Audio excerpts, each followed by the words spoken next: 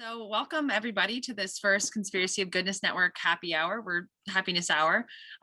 We're so glad to have you all with us. This is going to be a really, I think, fun conversation with a good friend of ours, Bob Glazer. We will start off. He's going to talk about 30 minutes and give us an understanding of our core values and how we can sort of fulfill our full potential by understanding them better. And then after that, we'll have about 10 to 15 minutes for Q&A. And then if anybody wants to join us after that, we're going to host sort of a little after party. I'll be sending over the Zoom link for that, but we'll be hosting an after party together where you can meet and have a conversation and get to know each other as network members a little bit better. And you can stay as long or short on that if you want, but that we'll be opening up that after Bob's talk and after our Q&A. So without further ado, I do want to welcome Bob Glazer. He's the founder and CEO of Acceleration Partners, which is a global marketing agency. He's also the author of the inspirational newsletter Friday Forward, which is something our entire team subscribes to at Ever Widening Circles. We look forward to it every Friday. And then he's also a best-selling author of 4 books, including Elevate, Friday Forward, How to Thrive in the Virtual Workplace, which is very good for these days. And then, of course, Performance Partnerships. He also has an incredible podcast called the Elevate Podcast, which, again, I strongly suggest you guys go put your ears on.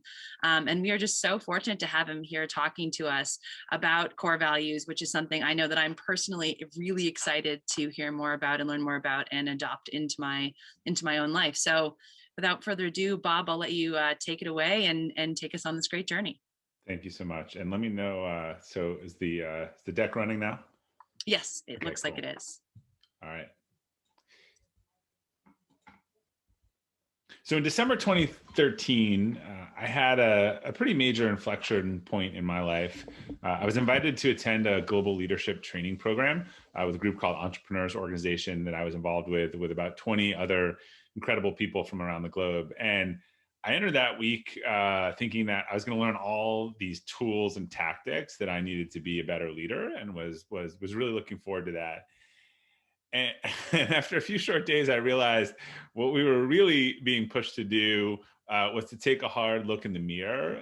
This program really wasn't about tactics. It was about understanding ourselves, what we wanted, and thinking how we could become authentic leaders. And a major takeaway from me from that week was a realization that authentic leadership just comes from knowing your values, knowing your strengths and weaknesses, and trying to align to them. And I was pretty determined to uncover my core values and purpose so I could really start like navigating my life towards that and the things that filled me the most and make a more meaningful contribution, which I felt that I could do.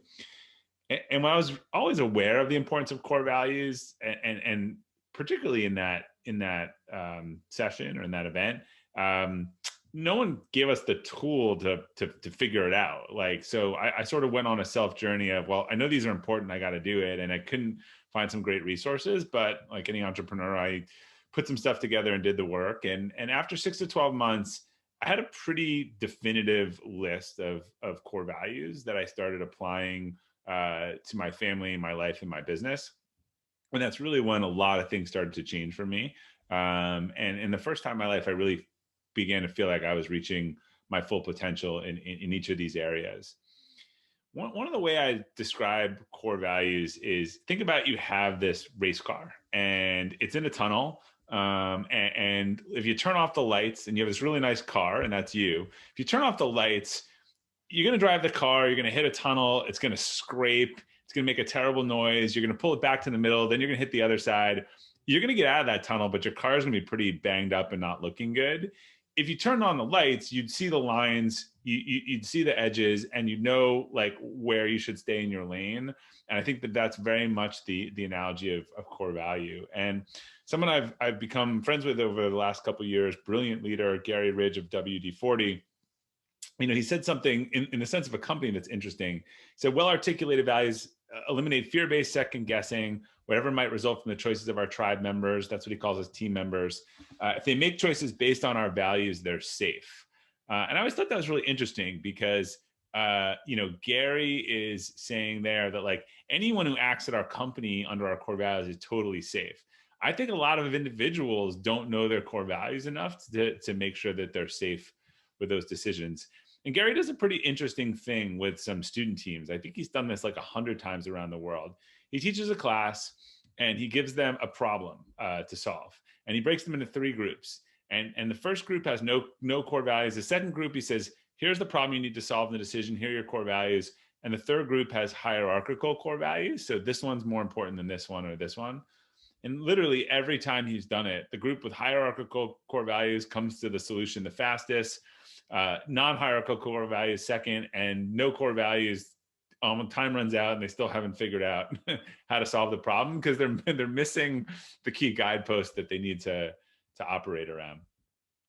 So when I think about core values, I talk a lot about the big 3. So your career, your chosen vocation, your partner or spouse, and where you live. I think these are examples of decisions where if you don't make them align for their core values, they have a very low chance of success. And look, that doesn't mean you work with people that are all homogeneous copies of you. It doesn't mean my wife and I are not the same. But I think you need to agree on the big stuff, right? And core values is the big stuff and overlap. You don't have to be the same. You don't have to agree on everything. And when you think about sort of where you live in that community, right? If you're someone who really values, health and wellness, and you live in a community where everyone goes out drinking, every night, then that's just a incongruity that's going to exist there. So your community environment also really important that kind of is aligned with your values. And you'll hear a lot about sort of core purpose and why. I'm not going to dive into this, but I think it's just important to explain the definition. I think that core purpose and why is sort of the overarching concept or sentence that sort of defines who you are and what you're about. That's even harder than figuring out your core values. I see the core values as the pillars. So to me, the first step is if you can figure out your values clearly, I think then it will start to illuminate for you a clear why and purpose that sits above those. But I would not try to figure out your core purpose before it's kind of like trying to put the roof on the house without the walls. So starting off, what is and it's not a core value? I think there's a lot of confusion and misinterpretations around this. So a core value, as I say in a company too, it's not a marketing slogan. It's not an aspiration. It's not something that you hope to be. It's actually like just really who you are. And in some ways, I think who you have always been, if you really think about it. I mean, one of the interesting experiments that I had was when my parents and really validating for me, they dropped off all this childhood stuff at my house when they were kind of downsizing. And there were all these report cards from the time I was 5 until like 18. And like, it was super clear that the same strengths, weaknesses, tendencies at 5 and 6 and 7 years old. In fact, I showed one of the report cards that was written at 5, and I changed some of the words, and I showed it to my team a couple of years ago, and I told them it was 360 feedback that I had gotten from some employees, and they were like, "Yeah, that sounds about right." And then I changed I showed them the actual report card. I had changed coworkers for playmates and stuff, and they were like laughing hysterically that like it was just to a T of being the same person. So a couple of things I think a core value is. So I think it's a constant, non-negotiable principle for you. Something that like, at the extreme, people talk about living and dying for. Not that you would die if you couldn't have it, but you'd be really miserable if you were forced to go against it or be outside of it. I also think core values have a distinct definition or point of view. We'll talk a little bit about one word. I don't think one word core values are really good for companies or individuals because I think they lack that distinction or clarity. I mean, one of the ones I hear all the time is people say, core value of integrity. Well, what does that mean? Does that mean telling the truth? Does that mean doing what you're saying? Does that mean living your life, in alignment with a purpose? Like there's a lot of different definitions of integrity, and it's hard to we'll get into the what kind of validator. You'll see it's really hard to do that.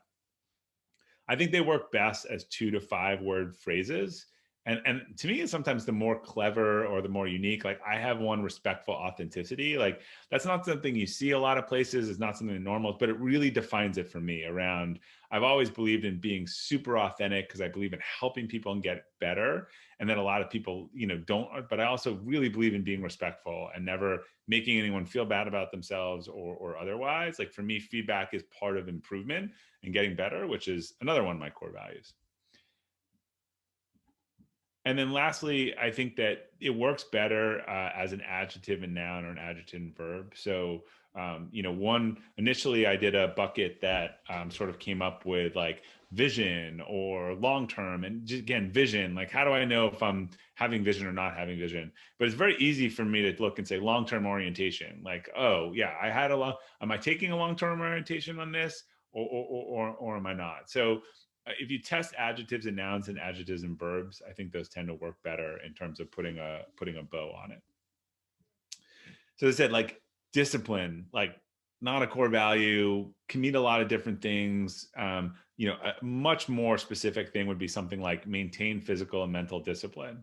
Someone with that as a core value could look at that and be like, you know what? Right now, I'm doing well on the mental discipline, but I've really let my game go on the physical discipline, and I'm not feeling good about it. And maybe that helps me explain it. And this is one of my favorite things. And I sort of stumbled into this. It's one of my favorite little toys and tests because every time I do this with my team, but once you come up with some values that you think sort of some working values, you want to pressure test it. And the best way to pressure test it is what I would call an inverse value.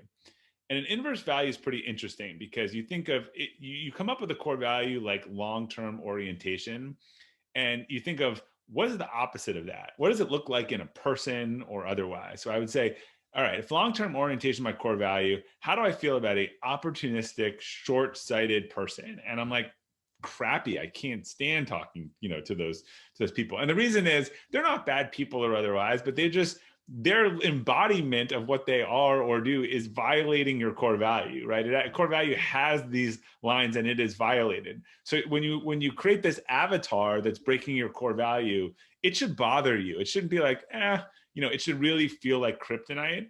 And I'll tell you, when I do this test with people on video, and I say, all right, well, this sounds like a value, Linda, looks like you really have a value of gratitude or otherwise. Tell me, how does it feel if you're at a party and you're talking to this trust fund baby who's complaining about their allowance, of $10,000 last month? It's not enough money and what everyone can do for them.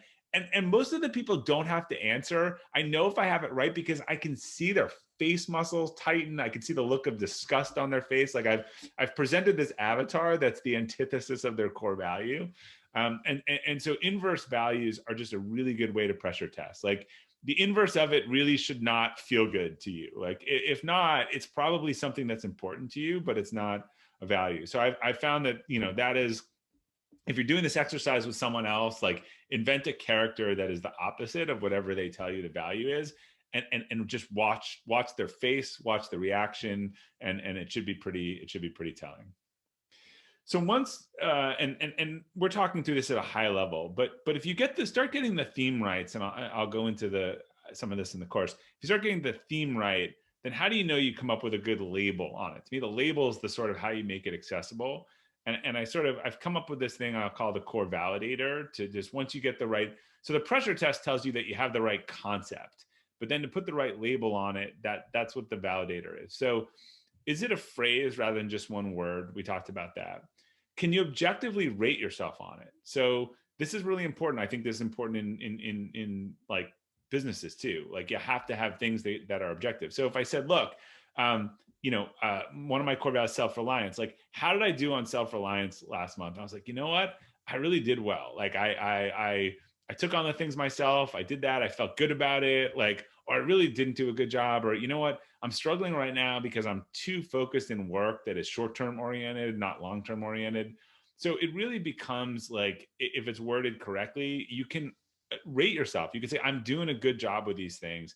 And you should notice that if you were really aligned to them, it was probably success and feeling good. And if it wasn't, it was discomfort. Same thing, a really well worded core value should be able to help you make a clear decision.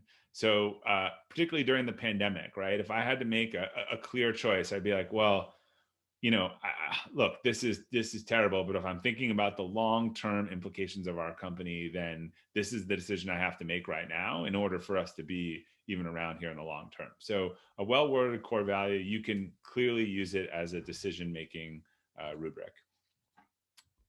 And then last but not least, as I said, does the inverse of it cause discomfort? And I think that's a really, if it meets all of these things, then it really should be a good core value for you. And a lot of times when people make their list, they have overlapping concepts. They'll have honesty and then integrity, and you got to just look at it and be like, those are sort of the same thing. If you have too many or 5 or 6, just think about if some of them are actually derivatives of others, and what is the core essence behind it. So how can core values help you? We talked about this, like making better decisions. I think that in an organization that has really good core values, one of the huge benefits is you shouldn't need a lot of rules. You should be able to combine those values in any decisions, look at them and say, all right, this is really clear what I want to do. When I think about even, our family and our kids, like when my son wants a third cookie, we tend to speak about that in the context of, hey, that's not the healthy choice. Not like the rule is you can only have one cookie, because I think rules are much more arbitrary than values. And I'll share a personal story. Lisa mentioned Friday Forward. So about 6 years ago, I guess I've been saying 5 years for too long, so it must be 6 years at this point. But 6 years ago, I started a note. 2015. I started a note to my team on a Friday. So one of my core values is finding a better way and sharing it. So I just thought I'd share something about improvement, getting better. It really had no context to our business or otherwise. We had 40 people at the time and we were remote. And I started writing this note, and every Friday morning, sending it to the team. I really didn't know, like, if I didn't know what it was. And I get a lot of notes back. I started getting things back, and people were saying, I love this. I started sharing it with other people, and I hit this inflection point, and it was like, look, I'm spending time on this. I'm not making any money on it. It's not really tied to our business. But I went down my core values, and I was like, this thing is all about, health and wellness, finding a better way, self-reliance, long-term orientation. And so, like, I'm going to do it because it feels good and it's easy. And what happened was it really took off from there. Over 200,000 people in 60 countries sign up for this 6 years later. And it actually led to 2 books. The most recent was Friday Forward. And, I don't think you can ever go wrong to make a decision that aligns with, all of your core values, even if you don't know if it makes sense. Similarly, I think it's hard to go right if you make a decision that goes against many of your core values, because you're just going to have that sort of pressure test problem pretty quickly where it's just not going to feel good. And as I said, when I got clarity on these things, I was able to make a lot of changes and decisions in my life. One of them was how I supported nonprofits. So I was on the board of a great nonprofit, what it was, tremendous mission, but the organization become really big, and the board meetings were a lot of committee structure and formal procedures. And like, I'm an entrepreneur, and I just actually didn't feel like I could make it better in that situation. Like, it just felt like, it'd become a different phase. So I continued to give financially to that organization, but I joined the board of Build, very similar mission, entrepreneurial, but much smaller, looking to get better, looking to improve. The board meetings were more like strategy sessions. And just how I just had a lot more energy being involved with that board and that organization. And it was a perfect example of just being really clear about, oh, wow, this is a better fit and more aligned to my values. I think when you have your personal values, it helps serve as an underpinning of family values. This was an exercise we did together with the family and the kids, and coming up with those. As I mentioned before, happy and healthy are family values. So we talk about kind of some poor lifestyle choices in the context of not being healthy. There's being respectful. I think a family's core values are going to, resonate from both the parents and then the kids on things that are important to both.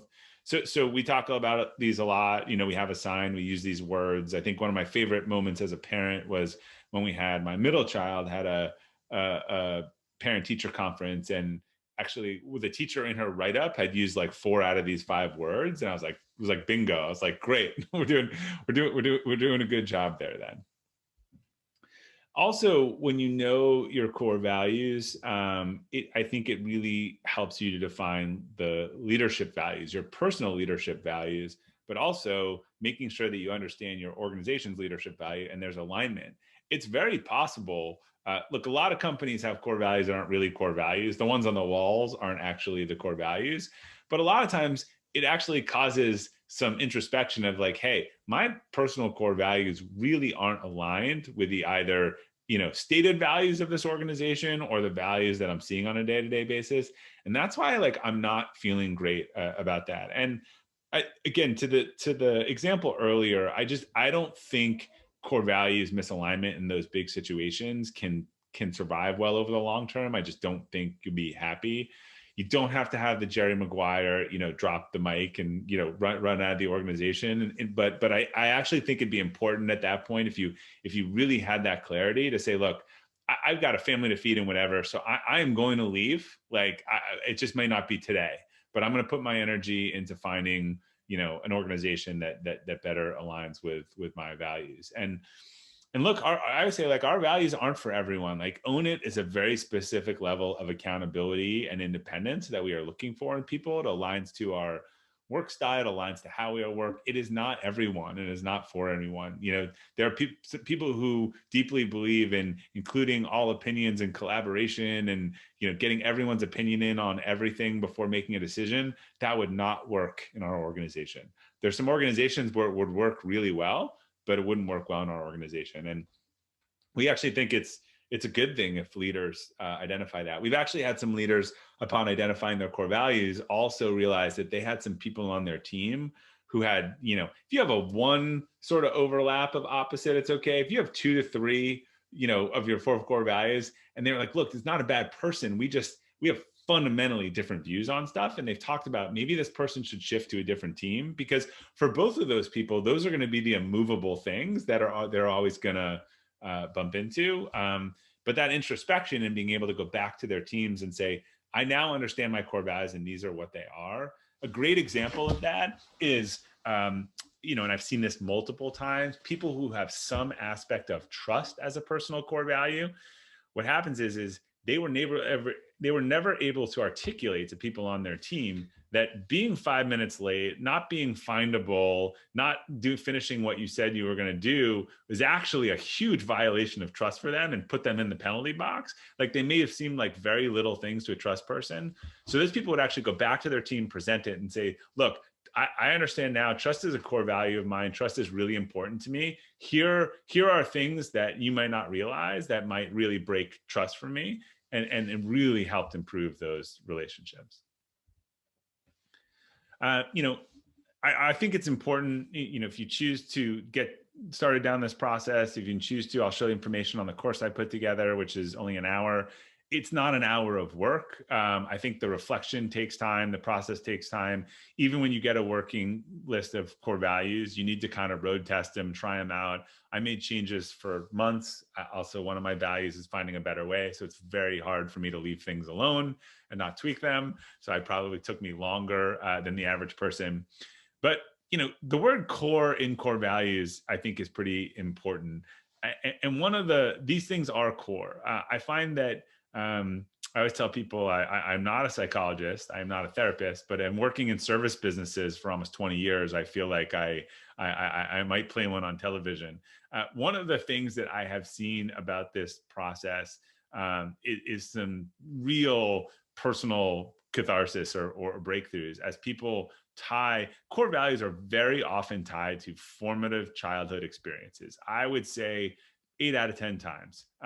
People, they're either really going for something that was important to them or against all of them. And I think when you figure this out, you'll realize that things that you've struggled with, with all your life, in certain situations, it's just suddenly clear. And I actually think I describe it as like this map of like, oh, I can go back and look at everything in these report cards and all this stuff now. And it really just makes sense. And there are 2 stories of this I'll share. One, I was at a dinner where I've seen this connection between purpose and pain over and over again.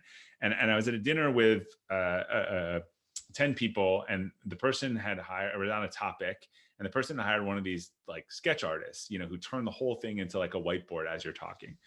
And I look after she's done this, and it's like the whole conversation is on there, and I'm just like, I went up to like, what is your background? Like, how do you learn to do this? Like, this is incredible. And she looked right at me and she said, my purpose in life is to help people be heard and understood. And like, I've had these discussions a lot. Like, my radar goes up. Like, that is a 1 out of 100 response. And so I said the same thing I said to her, that I say to a lot of people. I'm going to ask you something you don't have to answer, but I'm just curious. I was like, that's very specific. Does that come from a place of like pain for you somewhere in your life? And she said, well, actually, yeah, I stuttered from about the time I was 1 till 14, pretty uncontrollably. And I had to learn how to overcome that. And I knew I didn't know what it was going to be. I just knew that was going to be the answer, because she was so clear about what was important to her and how it impacted her. Similar story, but different story, but same vein. I did this exercise once with someone, and they came up to me after the event and they said, I just realized something, like that self-awareness is like such a strong core value to me. And it is because I had a parent who had no self-awareness, and they were always too loud, too late, too early, couldn't read the room. And it was just such a source. I love this parent, but it was such a source of embarrassment for me that I realized that like that is a core value for me that I couldn't articulate. And I know I'm pretty tough on my team when I see any sort of, hints of a lack of self-awareness. So again, I need to go back to them. I need to explain this to them. And like, I just, now I have this clarity that I didn't have before. And I think if you're honest with yourself in digging through these, there's a lot of these moments, and they're important. And it's important just to honor our truth. Those were formative experiences. There don't have to be villains and victims in the story. But I think, we need to, honor that. Look, I mean, I got stuck on a train by myself when I was 10 years old, that split in half, and in Philadelphia when I was coming home with my parents. Like that, I mean, that has a lot to do, I think, with self-reliance and saying, look, I can, figure this out and get through that day. Like, it's not about blaming someone in that story. It is about just understanding that story wasn't a formative experience in my life. So I've taken you through some of the high level aspects of this. It is a little bit more of a complicated process. I built out the process that we worked with on our teams for a few years. I was excited to finally turn this into a course, because people always ask me about this and I can point them towards resources, but it's a little more of an in-depth process. So I'm happy with this group to share, there's a code on here. And if you sign up before the end of March, you can take it for just $39. And I can't explain how if you do the work and figure out your core values, how much that will change for you. So that's a high level. I'd love to take any questions, and we'll go with them until we're out of them. Yeah, so if you guys want to put your questions in the chat, I'm having Ellen send them over to me and moderate. That way we, don't end up with sort of too many people in the Zoom call trying to over talk each other. But one of the early questions that came up was, is there an ideal number of core values, Bob? Yeah, so less is more. I think when you're starting, I think 3 to 5 is pretty good. I think like anything, like if you want to remember them, if you want them to be helpful, if you don't need like a index card, a mnemonic, like I think, less is more. When I see people with 6 or 7 or 8, I can usually, the consolidation process that you do in the exercise feels like it wasn't complete. And I can usually see, one within another. Like yesterday, guys, like, love my core values. Like I said, it was honesty and transparency. And I'm like, well, I think those are the same things, Joe. Yeah, if we were able to just combine some of his, and it's just more powerful, because you talk people through it and you say, like, look, what's the core thing behind this? Or when someone says integrity, I'm like, what does integrity mean to you? And then the description behind that really can cover often a couple of different things that may have been listed as one or more core values. Great. And then we have another question from Paul, who says, what is the first step to finding your core values? Is there like a first question we should ask ourselves as we try and suss out what our core values are? Yeah, I mean, there's a process. So, what the course does is ask you 5 or 6 sort of behavioral based questions about situations where you've been energized or drained, and tries to tease out some of those themes. You can reverse engineer that by looking at some keyword lists out there and trying to find things that resonate with you.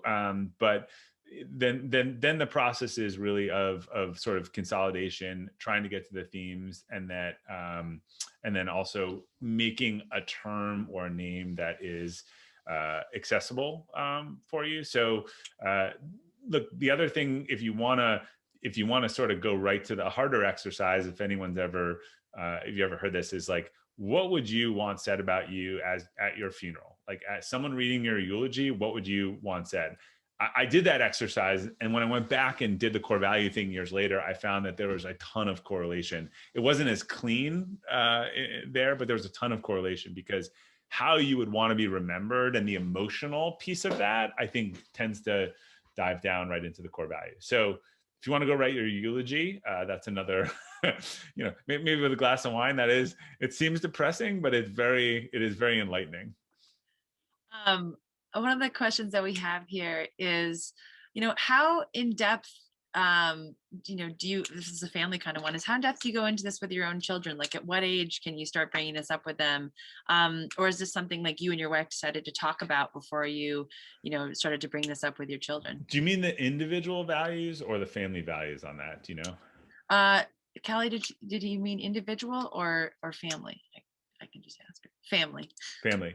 Yeah, I actually think you should do that really young. Like, I've heard, and you can make them fun or different. I've heard people saying, like, like, we're Glazer, but Glazers are X, or Glazers believe in, my friend has, X's are kind. Smiths are kind. Smiths always do what they say. Like, those are messages that people can learn pretty young, and it also lets them have some ownership in it. So I think you can do that, pretty young, and when the kids are really at a comprehension age. It also just gives a lot of control to them. Switching over from personal to business, Jesse's asking, in a small business, what are your strategies to conveying the core values to your staff? Yeah, it doesn't matter what you say, it matters what you do. So people react to, are we hiring on the core values? Are we promoting on the core values? Are we rewarding on the core values? Are we firing on the core values? So it's not that people hear them, they see that sort of rewarded and displayed every day. So you first have to have real ones that are not aspirational. I paraphrase from the Gandhi quote that, I think a great company culture is one where people just say what they say is what they think, and one is what they do, right? Other order. What they believe or think is what they say and what they do. Mm-hmm. That could look very different. Like a small, liberal arts college has a very different value proposition than a 50,000 person city university. They both can be great, but they have different value propositions. I think too many people try to say stuff that appeals to everyone. Cool company values to me are ones that are super distinctive, and they say, yeah, this company has a unique DNA, and I have a sense for what it is. In that same vein, can you tell us a little bit more about sort of the non-negotiable core values, like as you're going through them, and we all have to make hard decisions in life. I was wondering if you give us some examples of when times you had to make a tough choice in business or personally, and had to sort of turn to understand your non-negotiables to make that decision on that path.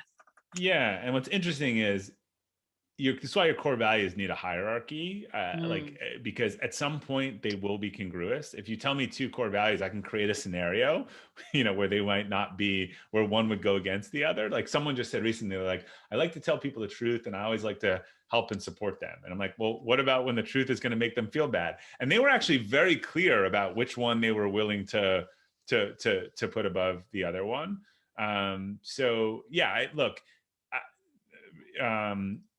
Non There's short term and long term. I think, like, it's clear to me when I've been in situations where I can't make something better. The right thing to do is not to mess with it in the short term and not to push on it. But it doesn't feel good to me. It doesn't feel right to me. So I can deal with that in the short term. But if someone just puts me at a nuclear power plant and says, watch this button like all day and don't touch it, like I will literally go insane. I mean, it just won't work for my DNA over the long run. Like I will try to re-engineer the button, fix the button. Like you would actually want someone's core value is just reliability and consistency. Like that's who you want on Right. your power plant button. You don't want me on the button because I will try to redesign the button. So yeah, I think, and this goes to this. Yes, they do contradict each other. And I've had in this process with a couple employees, I have seen very similar things like that, where it is like, love and support, but push, to be better. And, we had to tease that out. And I said, look, if it meant, would you rather be kind and not tell people the truth? Or would you rather the truth if that meant in that case, sacrificing some kindness?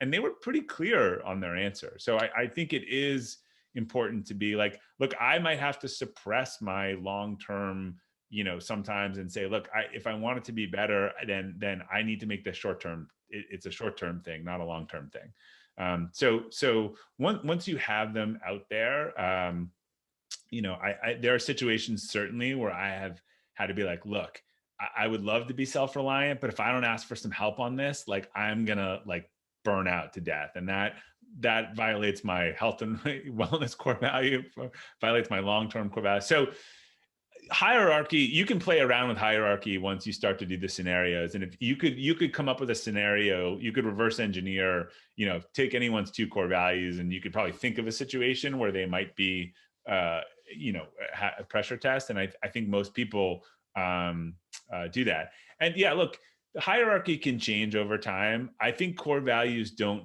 change, they evolve. I think they evolve. I think it's a process of change over years or decades, not overnight. And they evolve because of those formative experiences. You might have a formative experience in your 20s or 30s or 40s that really shakes you and changes your belief set. But I don't think you wake up and suddenly be like, well, I don't value any of these things more. This is what I value. If everyone had the chance to go back and read their report cards, like I think you'd find, again, a lot of those trends and patterns and behaviors.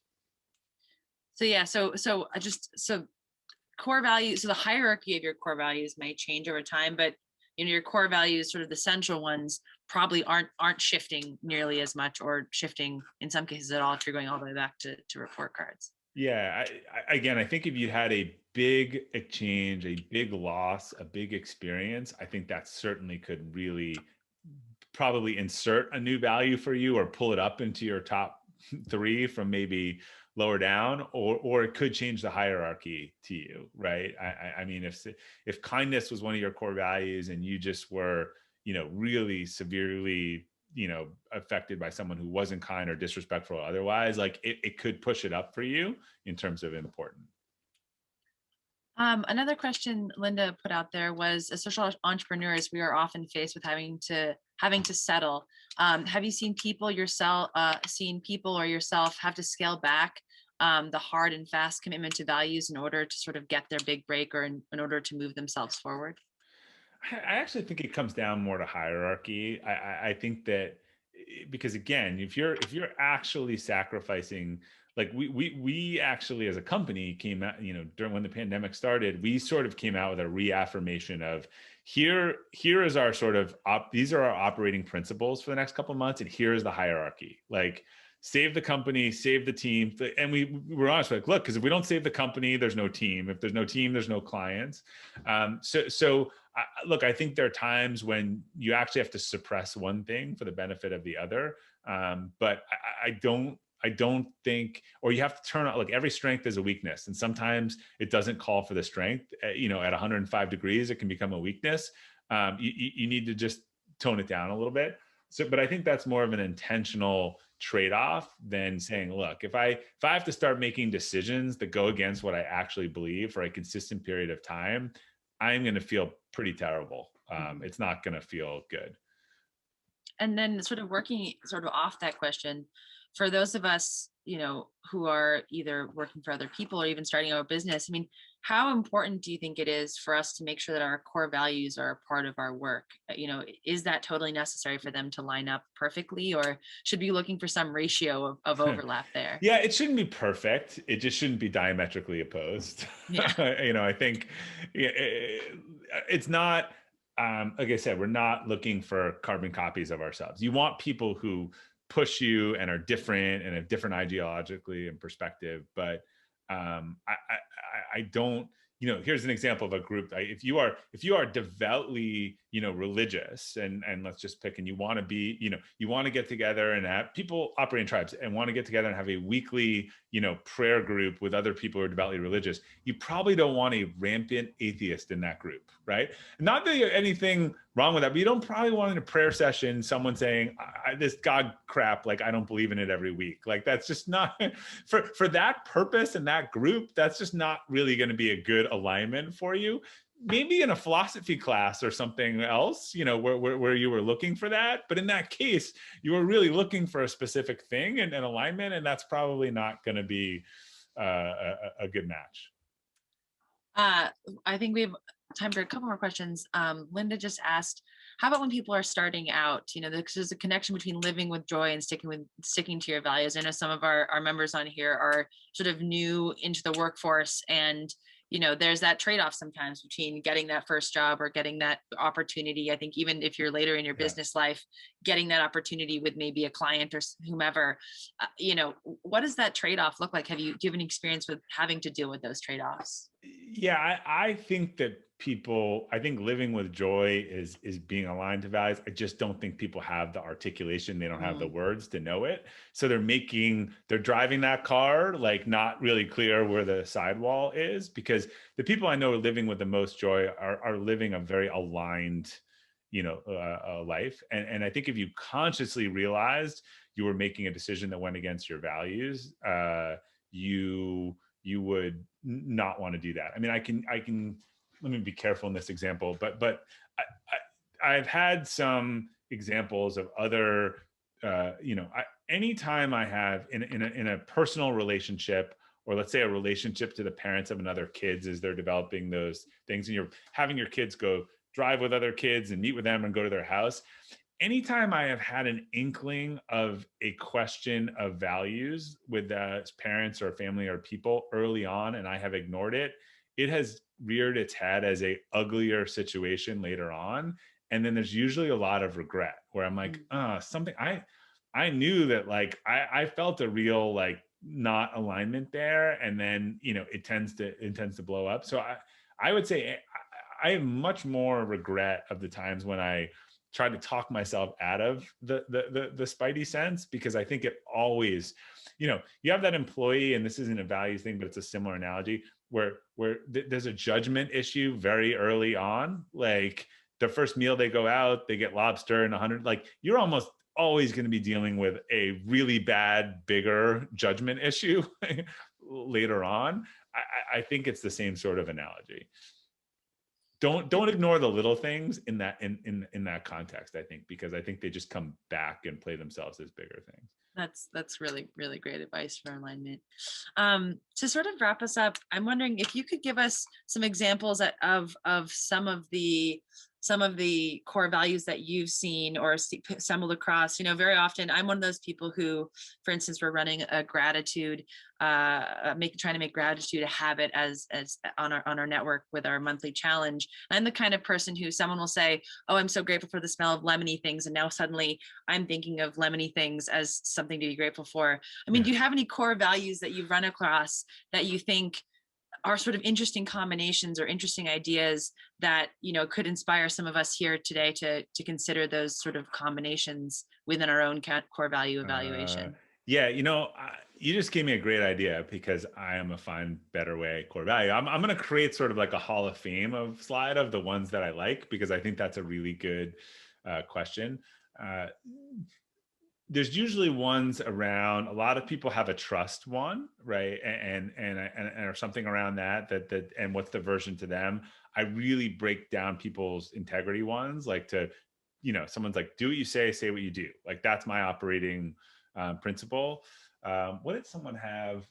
I like things like pragmatic optimist or something like that, where you're really clear what that means. They're like, because I've had people like optimism. I'm like, are you always optimistic? They're like, no, but I'm the person in the room who like doesn't get down and find the solution. So like, they're distinctive. I think like that. Everyone, I told you, mine, the respectful authenticity one, I really haven't heard that other places. I think it's cool when you have your own wording that is just very distinct to you. So it is common in people. A lot of people have a gratitude one, but again, just gratitude doesn't do it. So I'd say like, what does that look like and feel like and sound like for you? And it might come out then as give your best, or give first, or trust first, and then people can evaluate like am I trusting first? Is that how I'm operating? But I will collect some of them, and I'll start a little bit of a hall of fame of ones that I like.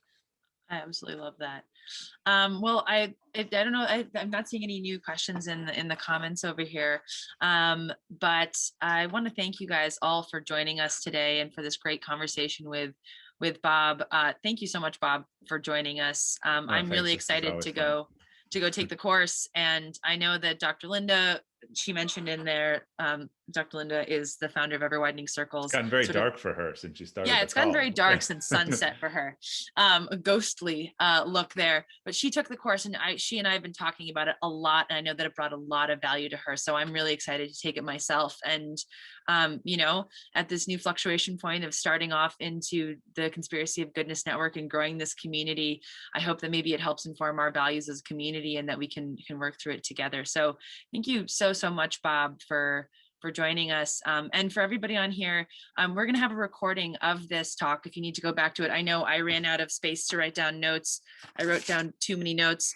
So I'll have to go back and organize. So this will be up on the network until the end of March, as well as being able to go and take the course ourselves.